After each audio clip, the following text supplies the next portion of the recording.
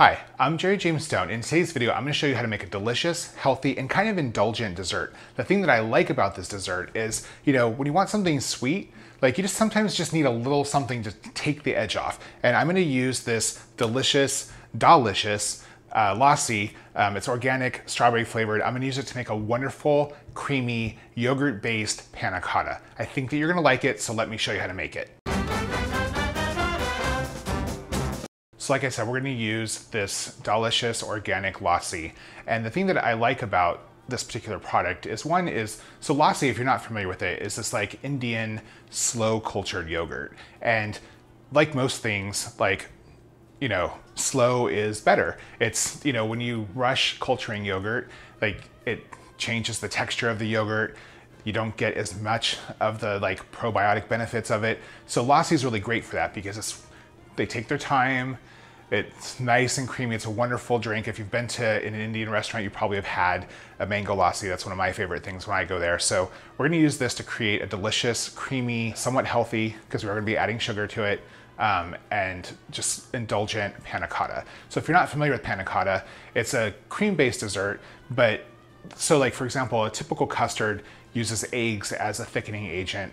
Panna cotta typically uses gelatin, but we're not going to use that because I want to keep this vegetarian. Now it's not vegan because it's lassi and that's yogurt based, but I'm going to use xanthan gum instead of gelatin so that way I can actually keep the vegetarian thing kind of going, but still create a really indulgent dessert. So let's get to making that first. So I'm going to start off by slightly warming the lassi. Now the reason I'm going to do that is because I'm going to incorporate honey into it and also the xanthan gum, which if you're unfamiliar with xanthan gum, it's actually quite common in gluten-free baking.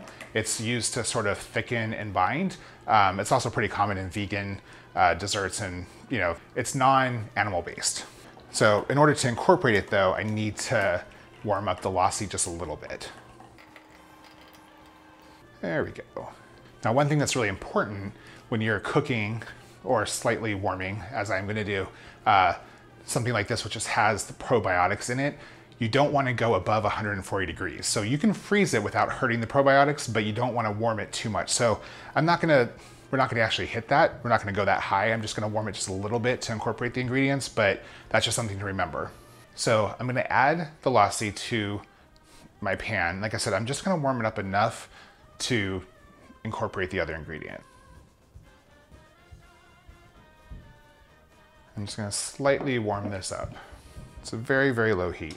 Like I said, you don't want to heat the ingredients, this particular ingredient, over 140 degrees because you'll actually kill all the wonderful probiotics in there. And that's the kind of benefit of this dessert. So it's, a little healthier, right? So you get the probiotics, you get yogurt, unlike your typical dessert, which is just full of fat and sugar. This is just mostly full of sugar, but also probiotics.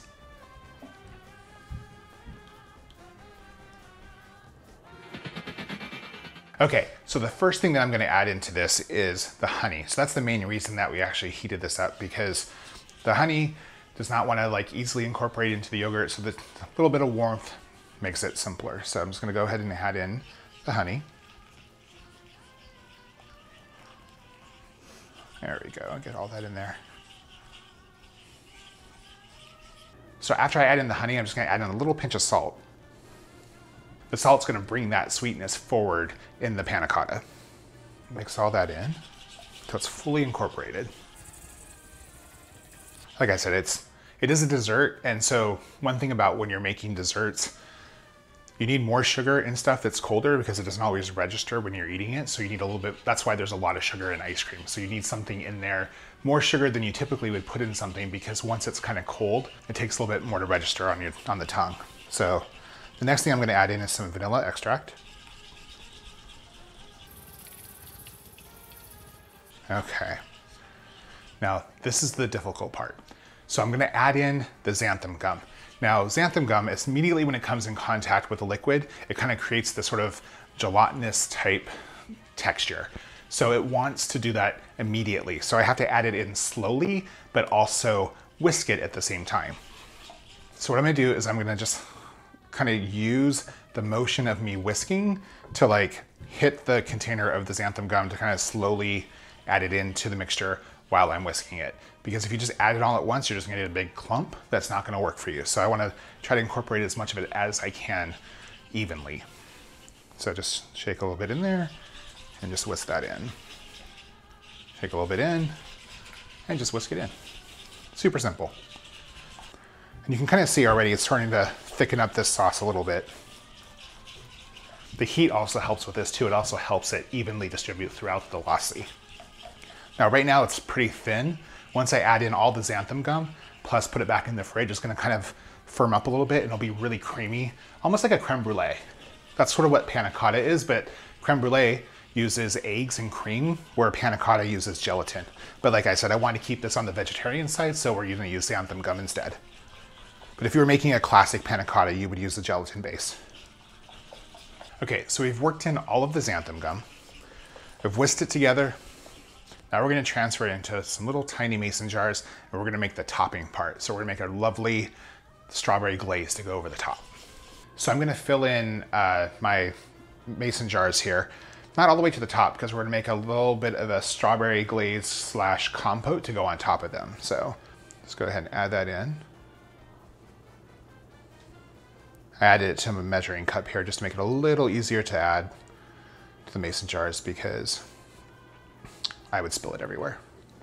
So I'm gonna take these and I'm gonna place them in the fridge so they can start to chill. So that way when the compote is ready to put on top of them, it doesn't sink to the bottom. So that's the next step. Okay, so now we're gonna make the glaze that's gonna go on top of the panna cotta. So we're starting out with some fresh strawberries. Now typically this glaze, once again, would use gelatin, but I'm trying to keep everything on the vegetarian side. So we're gonna use xanthan gum again. Just gonna use a little bit of sugar to kind of get it going. And then just over like a medium heat, I'm gonna let them cook a little bit just to kind of get those juices to come out. Okay, so our strawberries are starting to cook. As you can see, they're boiling here. I'm gonna use my little handy masher just to kind of break them down even more and get those juices out there.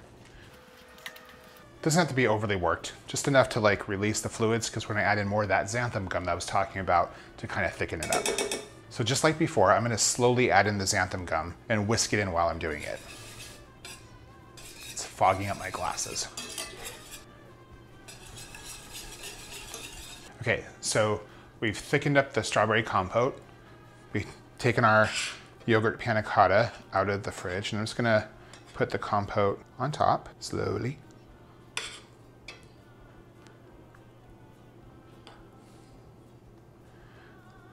And try to spread it around without pushing it into the panna cotta.